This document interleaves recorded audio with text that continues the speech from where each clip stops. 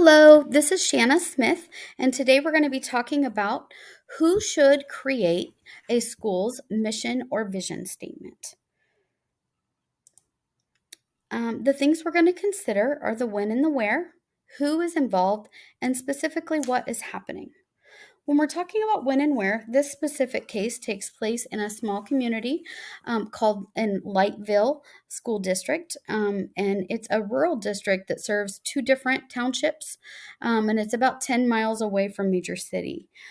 These two schools have experienced tremendous growth here in the last few years. Right now, they're averaging about 2% per year, but that is equaling about 400 more students than they had previously planned when they were building those facilities. The folks that are involved are the entire community of Lightville. This includes obviously our students, which would be our first and foremost priority. And then we have staff, teachers, administrators, parents, board members, stakeholders. They've hired a new principal, Miss Potter, to be the middle school principal. There's now a vision and planning committee. And then there's also three different fractions of the community that had strong feelings about whether they should agree to fund another school building. And so that's definitely something that we need to take into consideration. I did this intentionally. I know this middle section is very small. I did that on purpose. I feel like sometimes we can get very caught and weighed down by the minor details of situations. So I did make those very small because what I would like to focus on is the positive. We were having an increase in population of students. That's amazing. We want to make sure that we're considering those divergent perspectives that went into. We narrowly, got the vote for the new school, and so we really will need to mend some fences, so to speak, as we're getting this new school off the ground and running. The new principal was hired prior to the school building opening so that they could be a part of making staffing decisions, organizing the school programs, and collaborating on the building procedures. Um, what this boils down to then is this new committee, the Vision and Planning Committee. It consists of four teachers and four parents. Their perspective is that the principal should come up with the vision statement, and they will agree to almost whatever that is because they trust the administrator. While that is amazing, I think the principal administrator has some hesitancy due to the fact that she's new to the community and wants to make sure that she's reflecting the values of that specific area. So she would really like the committee to be highly involved and forge the front for the vision statement, and therefore they are kind of at odds. Um, when we're talking about who has the best interest of the student at heart, I really think the committee and Miss Potter do. They're just going about it in different ways. The committee does not. They would like Miss Potter to head the committee. She would rather not. They've agreed to have someone else head the committee, so that was a nice compromise. The committee, though, doesn't really want to be a part of developing the mission statement. And Miss Potter really doesn't want to create it on her own. So, where are we at now then? Basically, Miss Potter, she does best possess the knowledge, the skills, the commitments necessary to lead and design and implement a school mission or vision statement. Um, and I do think she would work to include all of those important areas, but I think she really would benefit from the feedback and active participation from her committee and community. So, how do we get there? I think this page speaks volumes as to why Miss Potter really would like others' perspectives. The committee is willing to rely on her for essentially everything, but they'll review the plan at the end, and she really wants feedback from everyone. I don't know that I see that as her doubting her own abilities. I think that's actually her recognizing her strengths and weaknesses. And by weakness, that's just she's new. and that committee could really add tremendous value. So I think this really speaks volumes and helps us know where we need to go after that. Section 2, legal or ethical issues. No one has been harmed. No laws have been broken. There's not a breach of contract. Susan may kind of ethically feel that she should develop the mission statement with the community to reflect their values, but that really is the extent of any legal or ethical issues that have arisen. Guiding questions, I used these as I was kind of cruising through this project. Um, it is important to have a vision and goals for any group that you're in, or if you're working on a project. We just want to make sure that we're all expending our energy in the same direction. We will get so much further. We'll be able to help our students so much more if we are all running in the same direction. um, Visionary leader. This really meant a lot to me, especially this year. I've gotten to work with an amazing superintendent, and she really just surveyed where we were at when she came to us, looked at our strengths and our challenge areas, and then she sees the possibilities for growth and is instilling that confidence in us and helping us with the steps to implement to get to those possibilities. They're real possibilities now, and they weren't a year ago. So, one who can really see past where you are in a realistic way. When we're building a vision statement, that's really the umbrella for the district. And that's our hopes and our priorities for our students, our staff, our community. The mission statement then aligns with those goals and priorities, but it has specific steps for how to achieve those goals. And that might look different in different buildings. For example, middle school or high school.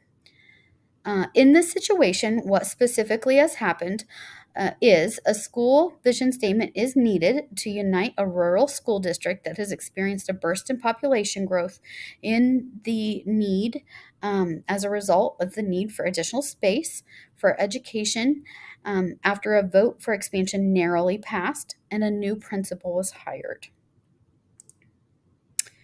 So, what's missing? I kind of think a lot is. Um, when we're developing a mission statement, we really must consider all people and perspectives. And in order to serve our constituents and our students, we really have to understand everyone's perspective. And by placing all of that responsibility on the principal alone, I don't know that we're going to get the results that we want. So I think we really must dive in and learn more about our community members and the minority groups that are represented. And some of those surveys may need to be anonymous if some are concerned about, any fallback on them. We really need to know truly where we're starting at, and in the strengths of our community and some areas we can work in. This specific place, we want to learn about their values. What's most prominent? What is important that we reflect in our vision statement for our specific community? Programs, obviously, I do want to know what curriculum and instructional strategies are in place and are working well for us.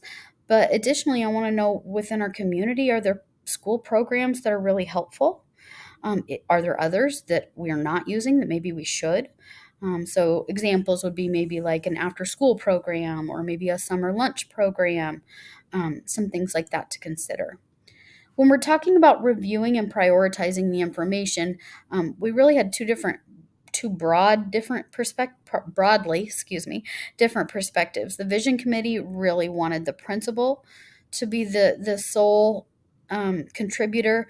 The principal really absolutely did not want to be the sole contributor. So I really went with the collective, and those two with their strengths together. I think with the principal's knowledge and energy, getting some surveys, having an open house, town hall meeting to gather data, and then she can synthesize that information and maybe present that outline to the committee. I think the committee could help with the place. I really think that they could give a brief history so that we can understand what this specific area was built on and what's most important to them. And then using those different avenues for feedback from the stakeholders and adding Ms. Potter's experience could create a really strong framework for this new structure of the 6 through 8 grade building there in Lightville. So, an action plan. The things that I'd really want to consider would be the core values, and then I would like to implement different perspectives related to community, data, technology, equity and diversity, and then digital citizenship. When we're talking about these, I have them each outlined here and the steps that I would take to get that information or to be able to address that specific area. And the next piece, when we're talking about the strengths and the weaknesses. So I have this, I outlined the plan. There's these specific tasks we'd like to do. But again, they're very different perspectives because the committee really didn't want to be involved and the principal didn't want to do this on their own. So the strengths of engaging the community would be that we're respecting the viewpoints of everyone on the committee, and the principal can be the person to kind of formalize that plan. So it's really a compromise. It engages the community. It considers feedback from all perspectives and hopefully can build some relationships. And then also, I would hope that we could provide a unified vision on what success would look like for those students. When we're talking about weaknesses, the plan is not solely written by the principal like the committee wanted, so there may be some pushback for that. The community may be hesitant to participate and maybe even wonder why we're asking them at all. If they don't have students that are school age, sometimes people feel it's not really their place to share their opinion. So this would be an effort to unify things, but some may be hesitant. New ideas, folks could be resistant to those. And really, when we seek to gain information from community, it does take additional time. It truly does, but it's usually well worth it. So, just some things to consider. All right. So when we're talking about developing and implementing our plan, so this is what I listed on the page before, and the very first thing, who's involved? The community, and this is equity. I want to talk to everyone. I want community feedback. My target action would be I'd be soliciting feedback via possibly social media, Google Forms, maybe some town hall meetings, some anonymous surveys so that everyone could be heard and without fear of any retaliation or negative feelings. I also put a time frame on that of 1 to 2 months. I'd really like to err towards 1 month because I would like to get rolling on that process. It will take a while to synthesize that information, but I think the sooner we get started on that, the better.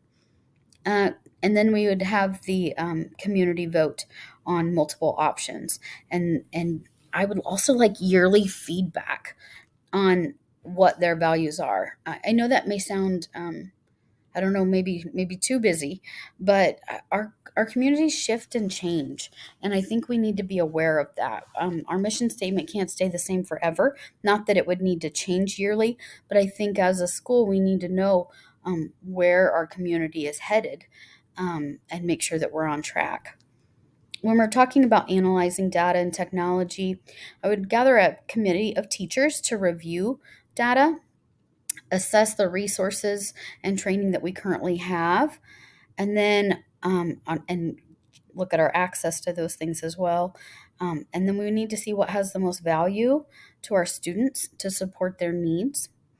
I would have that committee review that annually, and then I would make sure that we reassess which resources we're going to continue annually. Learn about our local diversity and efforts to ensure equity. I need to understand and learn who are our minority groups. Do we have some underserved populations? What are we currently doing to help these folks and include them? And I would really 1 to 2 months, I would like some feedback from them and not just from our school. A lot of times there's pockets of smaller communities within our community, and I really like to learn more about that. Maybe like a quarterly group could meet and just kind of talk about our culture within our community. I think would be a really good thing to help us move in the right direction. When we're talking about digital citizenship and education, I need to gauge where we're at. I would like to know how responsive is our community to digital discussion. And these are some things that I would include in that step one. This would be another place where I'm pulling some of that information from to see how comfortable they are in those areas. That may take a little longer to know. Part of that is you can send out digital feedback, newsletters, things like that, and see if you're actually getting people to read them. There's a lot of statistics and data that can come back, and you can see if that's actually reaching the target population, but that may take longer to extricate that information. So we want to look at that pretty regularly in the beginning to see which is the best way to disseminate information and gauge the climate of digital citizenship within our parent populations as well. And we may set up some different programs for the community to help engage in some positive digital citizenship. After all of that process, I would review the current mission statement for the district. I think we should have some committee training to help our committee understand their role and their value. And that might be part of it. They may not understand how important they are. Um, so I think that would be key. The principal then outlining a framework and then presenting that to the committee, having them help with some specific wording, coming up with a 2 or 3 versions and publicizing that, and having the community choose which mission statement to go with, I think would be a good way to include all the different areas. Each of these different steps are done with the intention of promoting the well-being of each student. So hopefully our message will be united and consistent. So decision time, what would I do? I really would try to merge the 2 perspectives, the committee versus Miss Potter. I really would try to shift to a collective vision statement where together as a community with a strong history and a renewed energy, we will blend our strengths to pass on to our future generations through an educational environment rich in opportunities for growth through real world experiences and supporting one another. That's not the vision statement. I did not write the vision statement. That is my statement for how our committee and our community and the principal should work together to get to the vision statement. I think there's so much power in the multiple perspectives if we can find the best way to work together. This really promotes the benefit and positive success for each student and adult. And it applies so many different things that we need to take into consideration. So I'm hopeful that this would be a strategy that would be helpful for this community. Program standard integration and statements. So this assignment caused me to spend time deeply reviewing how to bring a community together through a common mission. You see this whenever there's tragedies. People come together and they do amazing things. Well, sometimes a community isn't in a tragedy necessarily, but maybe they've grown apart. And part of what school leaders are charted with is you really have to find ways strategically to bring people together to work towards a common mission. And so I think this specific assignment really caused me to reflect on what that could look like in different communities that I've been involved with. This could face any of us. So this is extremely relevant.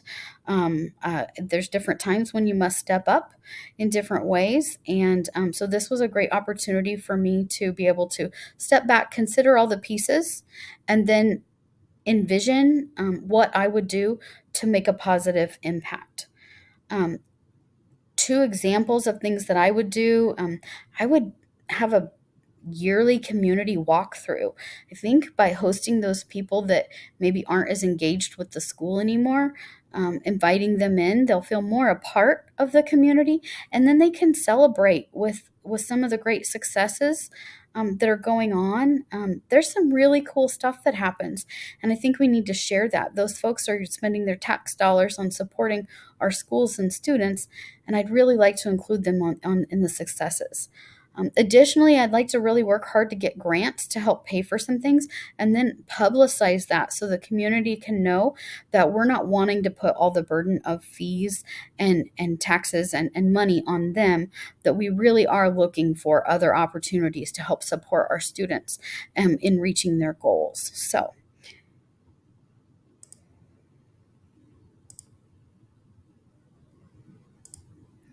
and my references, I use this for my vision and mission statement, and then who should create the school's vision. Thank you very much. I've really enjoyed this semester. I've learned a lot. I apologize for my voice going in and out. I've been struggling with bronchitis for a couple of weeks. So, thank you so much, and I hope you have a great summer.